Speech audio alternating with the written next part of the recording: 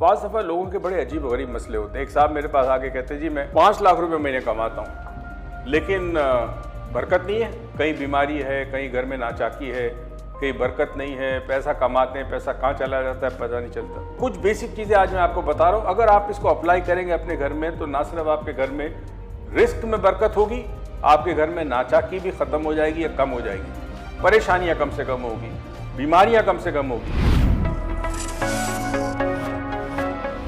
السلام علیکم دوستو اینڈ ہلو. میرے پاس ظاہر ہے اتنے سال ہو گئے لاکھوں لوگ آتے ہیں.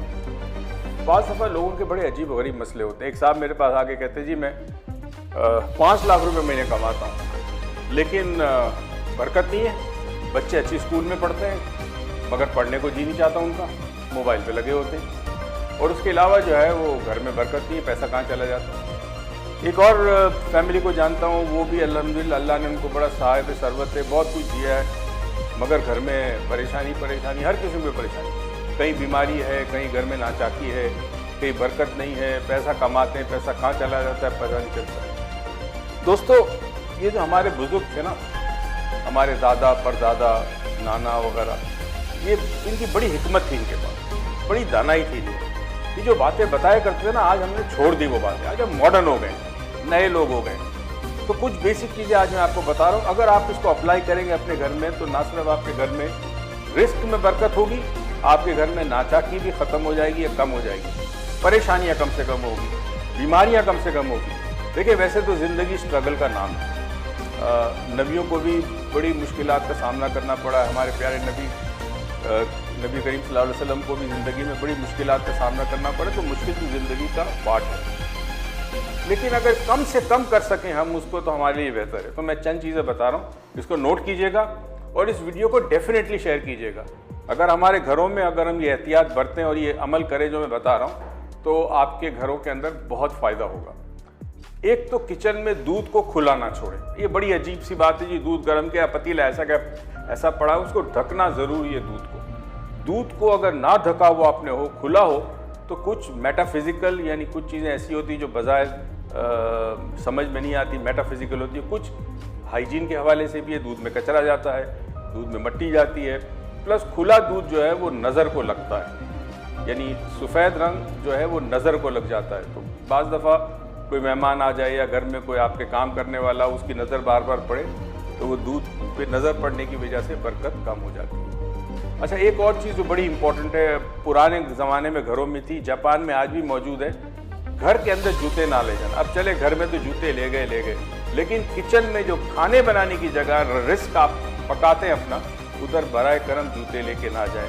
لوگ اس بات کو نہیں سمجھتے مگر یہ بڑا امپورٹنٹ ہے کہ جہاں رزق آپ کا بنتا ہو, پکتا ہو, وہاں سے سرو ہوتا ہو, وہاں جوتے لے کے نہ جائیں. تو میری بہنیں جوتے کچن میں لے کے نہ جائے. آپ کے گھر کے جو مرد افراد ہیں ان سے بھی گزارش ہے کہ وہ اپنے جوتے کچن میں لے کے آئیں. دوسری چیز ہوتی ہے مکڑی کے جالے. دیکھیں مکڑی کے جالے اس جگہ ہوتے ہیں جو سنسان ہوتا ہے, بیابان ہوتا ہے. کیا آپ اپنے گھر کو بیابان بنا رہے ہیں, سنسان بنا رہے ہیں؟ آپ گھر میں آباد ہے, گھر لوگ رہتے ہیں, جن گھروں میں خوشیاں ہونی چاہیے, کہکے ہونے چاہیے, تو گھر میں مکڑی کا جالا تو ہونا ہی نہیں چاہیے. البتہ کچن میں تو بالخصوص نہیں ہونا چاہیے. اگر کچن میں آپ کو لگے کہ مکڑی کا جالا ہے تو برائے کرم آپ نے اس کو صاف کر دینا ہے. گھر میں بھی مکڑی کا جالا صاف کر دینا, مگر کچن میں تو سب سے زیادہ. دوستو کچن میں کچرا جو ہے وہ آپ رکھتے ہیں وہاں پر. اچھا جو آپ کا گاربیج کین ہوتا ہے یعنی کچرے کا ڈبہ جو ہوتا ہے وہ کچن میں نہیں ہونا چاہیے. آپ نے کچرا لیا اور اس کو آپ نے گھر کے باہر یا کسی ایسی جگہ پر, وہاں پہ آپ نے اس کے ڈبے میں یا جو ٹن ہے یا جو آپ کا کین ہے, گاربیج کین ہے, یا جو بھی آپ کی بالٹی شالٹی جو بھی آپ نے رکھی ہے وہ اس کے اندر ڈال دیں, مگر کچن میں کچرے کا ڈبہ نہیں ہونا چاہیے. اچھا دوسری چیز ایک عجیب و غریب چیز ہے جو کہ میرے خیال میں بے حرمتی ہے رزق کی, وہ یہ کہ آپ نے کھانا بنایا, بچ گیا, آپ نے اٹھا کے ایسی ٹھک سے اس کو گاربیج میں ڈال دیا, ڈسٹ بین میں ڈال دیا. رزق کو ڈسٹ بین میں اس طرح نہیں ڈالتے.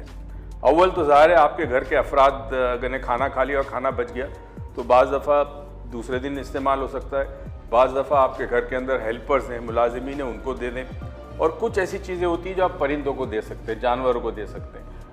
بالخصوص اگر ڈالنا ہی ہو آپ کو, پرانا ہو گیا, خراب ہو گیا, تو آپ مہربانی کر کے اس کو پلاسٹک کی تھیلی میں بند کریں اور اس کے بعد پھر آپ اس کو ڈسٹ بن میں ڈالیں. اس کا یہ مطلب ہے کہ آپ بے حرمتی کھانے کی نہیں کریں گے. نیکسٹ چیز کھانا. اب کسی زمانے میں ہم زمین پہ بیٹھ کے کھاتے تھے. میرے یاد ہے میری والدہ جب تک حیات تھی, اللہ ان کو جنت نصیب کرے, ہمارے گھر میں زمین پہ دسترخوان لگتا تھا اور ہم سارے بیٹھ کے زمین پہ دسترخوان پہ کھاتے. پھر ہوا کہ فوم کے گدے آ گئے, صوفے پہ فوم کا گدا, پلنگ پہ فوم کا گدا, اس نے ہماری کمروں کا بیڑا غرق کر دیا. وہ جو طاقت ہوتی تھی کمر میں اور سپائن میں وہ اب نہیں رہی. تو اب لوگ جو ہیں وہ کرسی پہ بیٹھ کے ٹیبل پہ کھانا کھاتے. چلیں کوئی بات نہیں, کھا لیں, ٹیبل پہ کھا لیں, لیکن یہ احتیاط رکھیں کہ جو عام طور پر گھروں میں ہوتا ہے نا کہ پلیٹ میں کھانا لے کے الگ صوفے پہ بیٹھ کے کھا لیا, ٹی وی کے سامنے بیٹھ کے. ٹی وی کے سامنے کھانا کھانا آپ کا زہر ہے. آپ کو یہی نہیں پتا کہ آپ کیا کھا رہے ہیں, کتنا کھا رہے ہیں, کچھ نہیں پتا چلتا. امریکہ میں جو ایک بہت بڑا پرابلم ہے ویٹ کا, وزن کا, آپ کو پتا نا, اوبیسٹی ایک پروپورشن سے آگے بڑھ چکی ہے. اس کی ایک سب سے بڑی وجہ ہے کہ لوگ ٹی وی کے سامنے بیٹھ کر کھا رہے ہو, ان کو پتہ ہی نہیں کتنا کھا رہے ہو. جب آپ کا پیٹ بھر جاتا ہے, آپ کا پیٹ ایک سگنل دیتا ہے برین کو کہ اسٹاپ, اور آپ کا برین پھر اسٹاپ کرتا ہے, آپ کے ہاتھوں کو کہتا ہے, جو ہوتا ہے سلسلہ. جب آپ ٹی وی دیکھ رہے ہوتے ہیں تو وہ جو سگنل برین کو جاتا ہے وہ سگنل رجسٹر نہیں ہوتا, کیونکہ آپ کا دھیان تم ٹی وی دیکھنے میں. تو ٹھیک ہے, ٹی وی دیکھتے ہوئے پاپ کارن لے لیے, چپس لے لیے, وہ تھوڑی بہت سنیکس ٹھیک ہے, مگر کھانا کبھی نہ کھائے. دوسرا, بچوں کی عادت ہو جاتی ہے کہ اچھا جی میں اپنے کمرے میں کھانا کھا لوں گی یا کھا لوں گا, یا مجھے پلیٹ میں ڈال دے امی, وہاں بیٹھ کے کھاؤں گا. یہ غلط ہے. دسترخوان کا مطلب ہے پوری فیملی کو ایک وقت کا کھانا ساتھ بیٹھ کے کھائیں. اس میں برکت بھی ہوتی ہے, کھانے میں بھی برکت ہوتی ہے, اور اس کے علاوہ دوسری چیز ہے کہ فیملی آپس میں نیٹڈ ہوتی ہے, کلوز ہوتی ہے.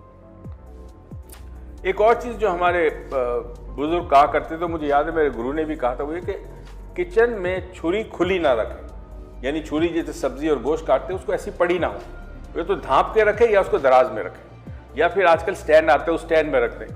ڈائریکٹ چھری جو ہے اس کے اندر کچھ ہوتی ہے کہ چھری جو ہے وہ جو میگنیٹک فیلڈ ہوتی ہے پازیٹیو آپ کی کچن کے اندر, اس کو چھری ڈسٹرب کرتی ہے. تو کوشش کریں کہ نہ کریں. دوسرا, خواتین سے بالخصوص, کیونکہ ظاہر ہے ہمارے معاشرے میں ہماری خواتین, ہماری بہنیں, ہماری بھابیاں, ہماری بیٹیاں, ہماری مائیں گھر میں عموماً کھانا وہ بناتی ہے. تو دو باتوں کا خیال رکھنا کھانا بناتے ہوئے. نمبر 1, کچن میں کھانا بناتے ہوئے آپ نے ایک تو سر کے اوپر دوپٹہ رکھنا. دیکھیں آج کل آپ ایک چیز دیکھیں, اگر آپ کسی اچھی ریسٹورنٹ میں جائیں, شیف کو بلائیں تو اس نے سر کے اوپر ایک پلاسٹک کی ٹوپی پہنی ہوگی. وہ ٹوپی اس لیے پہنتے ہیں کہ کھانا بناتے وقت بال گرتا ہے, اور بال کھانے میں بہت نقصان دہ ہے. بال ہضم نہیں ہو سکتا. یہ جو بال گرتا ہے کھانے میں وہ سیدھے آپ کے پیٹ میں جاتا ہے اور وہاں آپ کو انفیکشن کاز کر سکتا ہے. گلے میں پھنس گیا پھر پرابلم. تو ایک ہائیجین یا ہیلتھ پوائنٹ آف ویو سے بڑا ضروری ہے کہ روٹی بناتے ہوئے, کھانا بناتے ہوئے برائے کرم دوپٹہ سر پہ رکھیں, یا کوئی ٹوپی, سر کو ڈھانپنا بڑا ضروری ہے. اور دوسرا, چونکہ ظاہر ہے رزق ہے اللہ کا, اور رزق کی بڑی اہمیت ہے, اسی رزق کے لیے لوگ صبح گھر سے نکلتے ہیں, محنت مزدوری کرتے ہیں, مزدور اپنا کام کرتا ہے, کوئی بسوں میں جا رہا ہے, یہ سب اس لیے کرتے ہیں 2 وقت کی روٹی کے لیے. تو اس کی بڑی اہمیت ہے اس رزق کی. تو جتنا رزق کو آپ مان دیں گے, سمان دیں گے, اللہ تعالیٰ اس رزق میں آپ کو اتنی برکت دے گا. میں ایک قصہ بتاتا چلوں, ویڈیو لمبی نہ ہو جائے. دوستو, یہ سچا واقعہ ہے, سبق آموز ہے, اور اس میں پتہ چلتا ہے کہ جب انسان رزق کی بے حرمتی کرتا ہے تو سزا کیا ملتی ہے.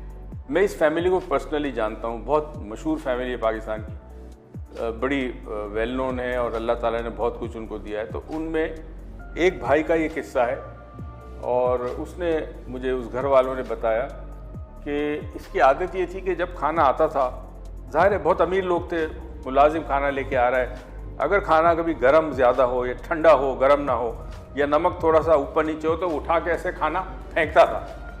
یعنی جو کھانا لے کے آتا تھا ملازم, اس کے منہ پہ مارتا تھا پلیٹ بٹھا کے, یعنی بے حرمتی کرتا تھا انتہائی. کئی دفعہ اس کی ماں نے سمجھایا, اس کو گھر والوں نے سمجھایا, اس کو بس تکبر, غرور, یوں پھینکتا تھا پلیٹ. کچھ دنوں کے بعد اس کو گلے میں تکلیف شروع ہوئی, تھوڑا بہت چھوٹا موٹا علاج کرا ہے, تکلیف نہ آ جائے, کھانا بند ہو گیا اس کا. جب پورے ٹیسٹ ہوئے تو پتہ چلا گلے کا کینسر ہے. دوستو 20 سال وہ زندہ رہا, ہر امیر آدمی تھا, انگلینڈ گیا, امریکہ گیا, ہر جگہ سے علاج کرایا, مگر ایک چیز عجیب و غریب ہوئی, وہ کھانا کھا نہیں سکتا تھا.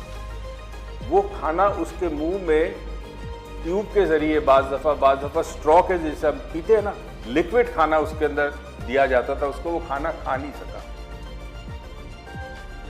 कितनी बड़ी सजा दी रब ने उस रिस्क की बेहुरमती के लिए। तो रिस्क की ख्याल रहे, कभी बेहुरमती मत करें, और रिस्क की बढ़ाने के लिए रिस्क और इसमें बरकत के लिए काम और करें। जब आप खाना बनाए करें तो दुरूद शरीफ पढ़ा करें।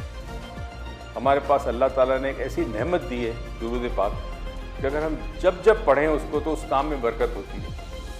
तो कोशिश करें खाना खाते वक्त दुरूद पढ़ें, खाना बनाते वक्त दुरूद पढ़ें, और जो एहतियात मैंने आपको बताई इसको फॉलो करें। उम्मीद करता हूँ चंद माह के अंदर आप अपने घर में फ़र्क देखेंगे, रिस्क में बरकत होगी, घर में नाचाकी कम हो जाएगी, प्यार मोहब्बत बढ़ेगा, बीमारियां कम से कम होगी, और फिर मुझे आप बताइएगा